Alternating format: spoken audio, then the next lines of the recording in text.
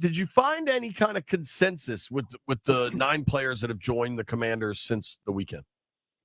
Consensus in terms of opinion of the draft? No, or what they tried to target or something. Oh, yeah. I think, listen, there are a couple things. I mean, there have been times in the past where here they've targeted like the leaders and the guys who have stayed in college a while, where they certainly did that. I mean, there are a lot of guys who would be considered who are team captains or team leaders, whatever. But I also think what they also did is find guys who also fit what these coaches want to do as well. I think that was a departure from the past, because there were definitely times where you'd hear, especially after the fact, like, yeah, we didn't, so-and-so wanted this guy, but it didn't really fit with what this guy wanted to do at this position or whatever.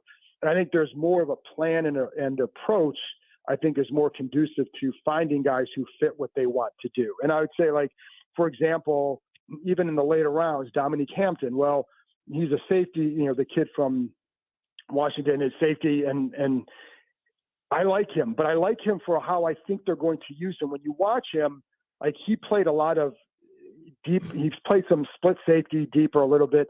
He's going to be a guy, though, when you look at his measurements, the physical play he has, I can see how they would want to use him up close to the line, the ability to maybe cover tight ends, a bigger guy who can cover that in your big nickel package, those kind of things. Like McGee, the linebacker from Temple. Well, I can see, like, they want to blitz with their linebackers more. I think he's got that ability. So I think you can see guys who fit, in addition to the guys up top, right? But you can see, I think, a little bit more of some of the plan and the fit.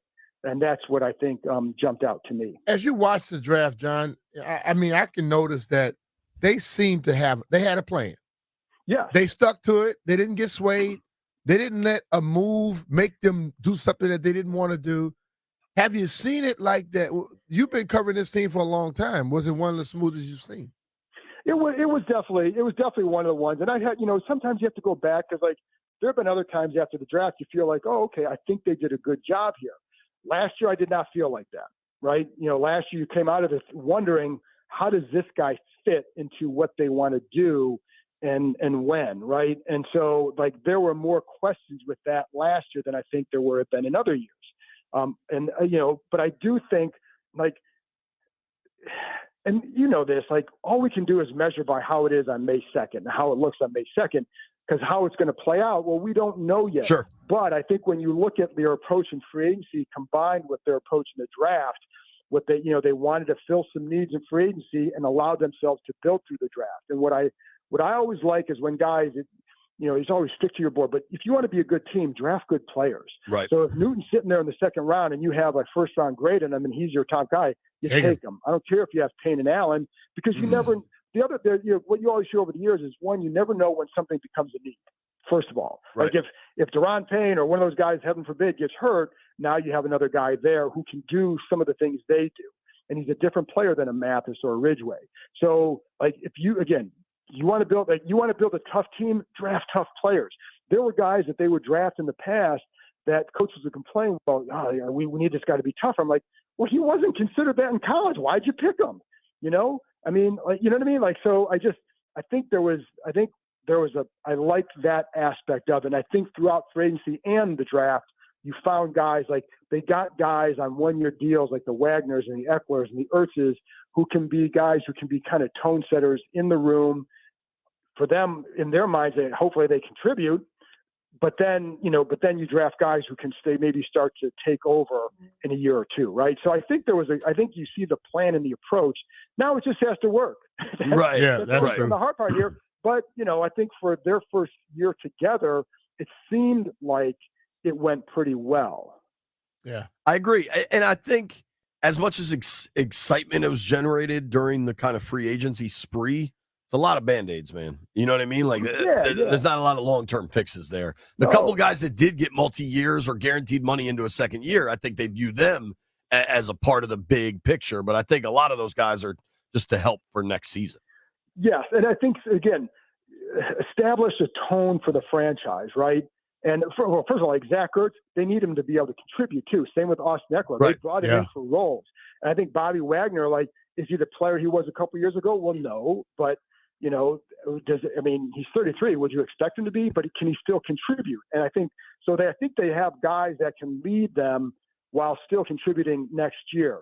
But I like that they didn't tie him up beyond that because they are older, and so you don't know. And but the key is then, like they're kind of the bridge and that transition to getting where they need to go.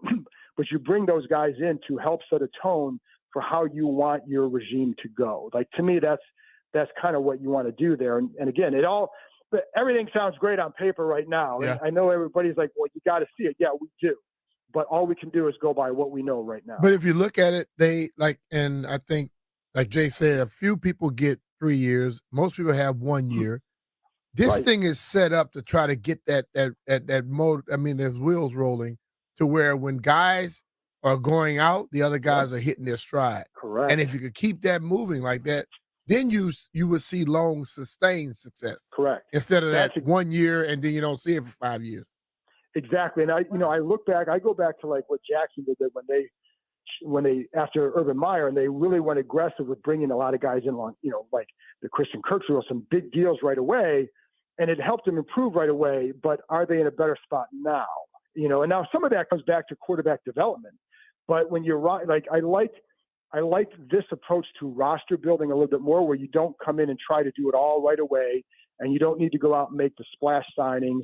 Take the right approach, because the right approach over time wins. And it doesn't mean you get it perfect every time, but if you take the right approach to roster building, I think you do get it right eventually.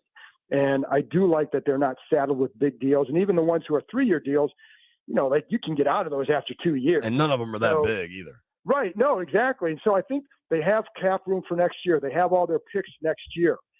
They're in a good spot to keep building. But it's really so dependent on what I'd like is they relied on free agency to fill some immediate needs, get them to the next step, but you want to build through the draft. I think they were able to, do that. Like, and can you, again, all your picks next year and this draft and next year's draft are going to set the tone for this franchise more than anything.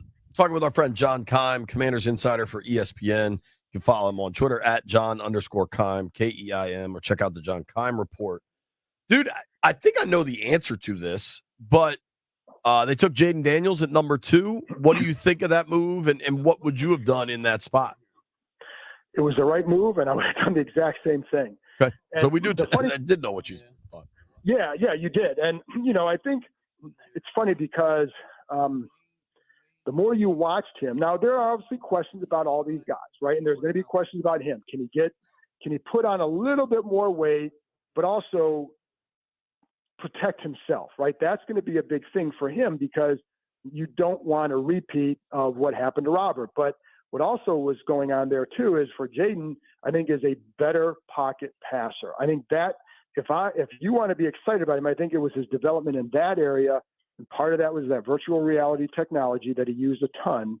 But I think like that to me is what separated him is, yes, he's got this dynamic ability with the legs, but it wasn't like it was BMitch knows this, like back in the day, Heath Schuler, one read and run. Boom. Yep. That's not this kid. Sometimes didn't even read. It was interesting. And but this kid is not him. And I think he's more developed as a passer than some others who have come out in recent years. And so I think that's where you have, for them, I think where they should have the hope. I also think, I think J.J. McCarthy was next on the list. And I just think there's the gap between like Daniels and the rest in terms of experience, where you really get a chance to form not just what you think he can be, but what you see him becoming, right? And I think that separated him as well. So I thought it was the right pick. And a part of it too, JP, wasn't just my opinion. And I always tell people, like, everybody I talk to, anybody that I talk to, it wasn't like you're talking to 100 people, but people that I really respect in this game said the same thing. Right. I mean, people who are paid to win games and to evaluate, et cetera, they pointed to Daniels as well. And the only question we didn't know for sure, is it for sure him? Because, if Adam Peters isn't telling people, then do you know 100%? Well, no, but everything pointed that way for a while. So I agree. So I had someone hit me this morning, or was it yesterday?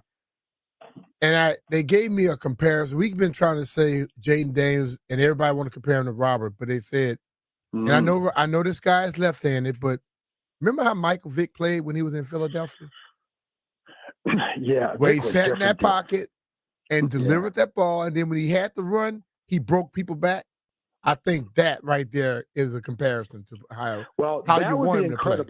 That would be incredible because, but like Vick had a powerful arm too, though, and I think Jayden has a good arm, but Vick had a power. You know what I mean? And, you know, the guy that I would hear compared to in terms of style sometimes is Randall Cunningham, and you know, but I don't like. You know, I think he's Jayden Daniels. You know, I think like I said, what separates him is the running, and like what I like about him as a runner is he's not a shuffle step and make you miss guy. He's a swerve his hips and make you miss. Right. Right. And he's like a glider. Sometimes when he doesn't swerve enough, he gets drilled.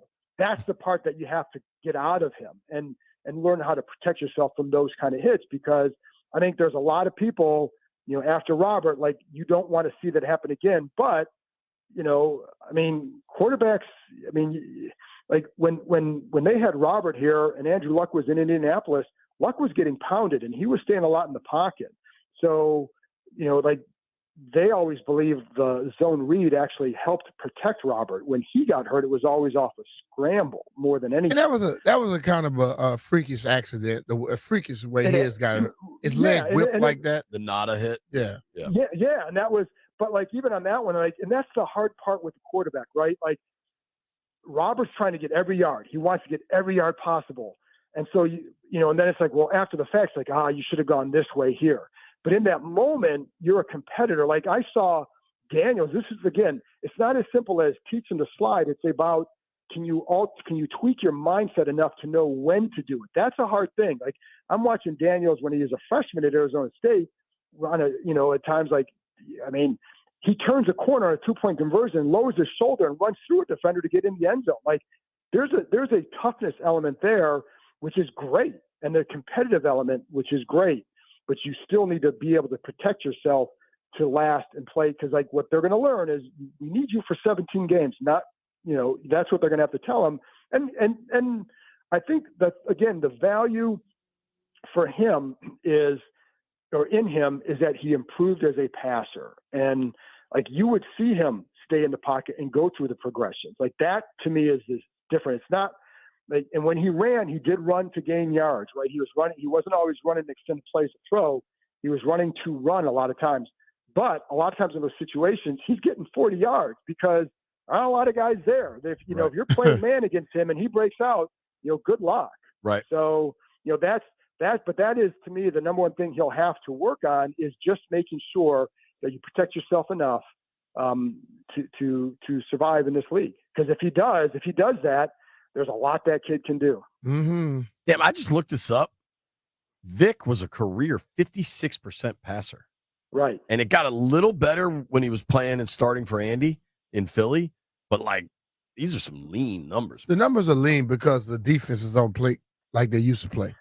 He also like right now, you can't touch a receiver. Yeah, Back then, he was going downfield. You can manhandle a receiver. He was aggressive going down the field as like, listen, man, that game that he played here on the Monday night game, the Donovan extension game. He looked pretty good in that one. The night I went in the Ring of Fame. That was the best. That may have been the best game I've seen. That was the night you went in? Yeah. I didn't realize that. Yeah, that game, wow. It was crazy. Was that halftime or pregame? But when they did the ceremony? That was at halftime. Oh, damn. What was the score at halftime? Oh, no, horrible. I didn't realize that, dude. That was brutal. I forgot about that part. Yeah, but that was like, remember, because it was the first play of the game. Like, yeah. It was Deshaun, wasn't it?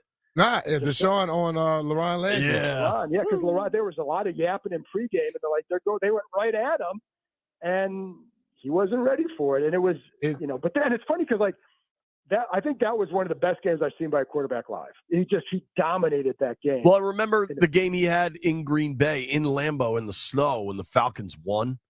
Yeah. Like, his best was among the best. Now, he didn't get there as often as he should, and there's a lot of complicated factors there, but his best was something else.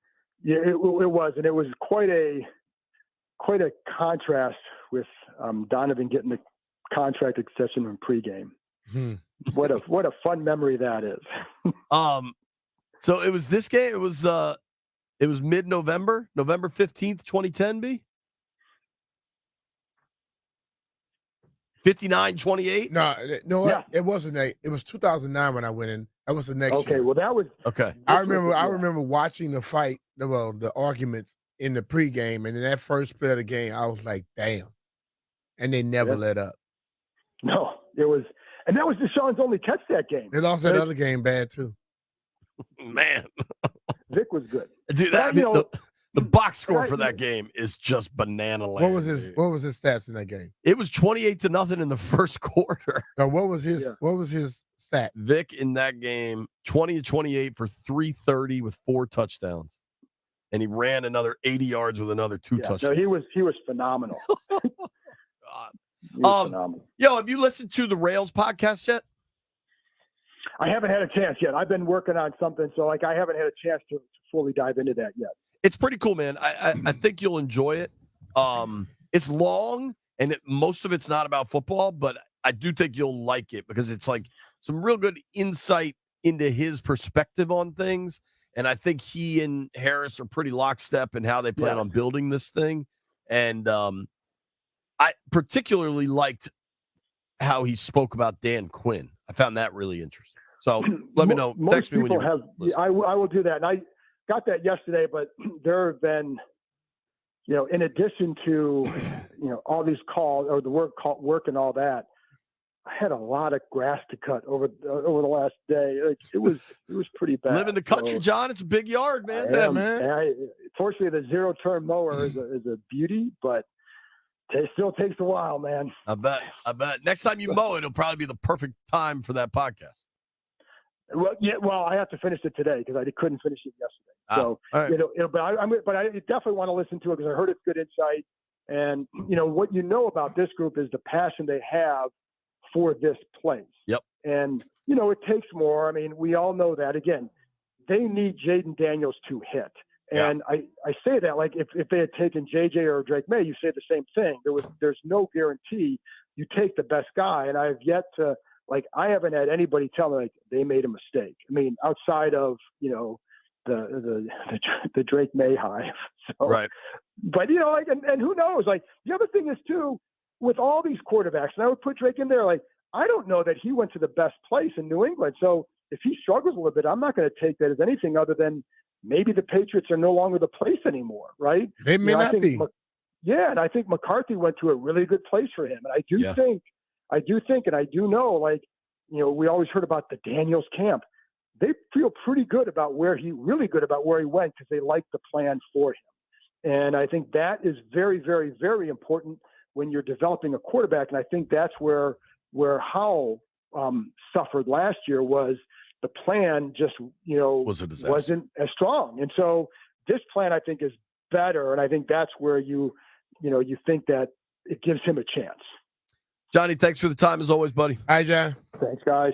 That's our guy, John Keim. Get you a contract for somebody to cut that grass for you. Give him a follow at John_Keim.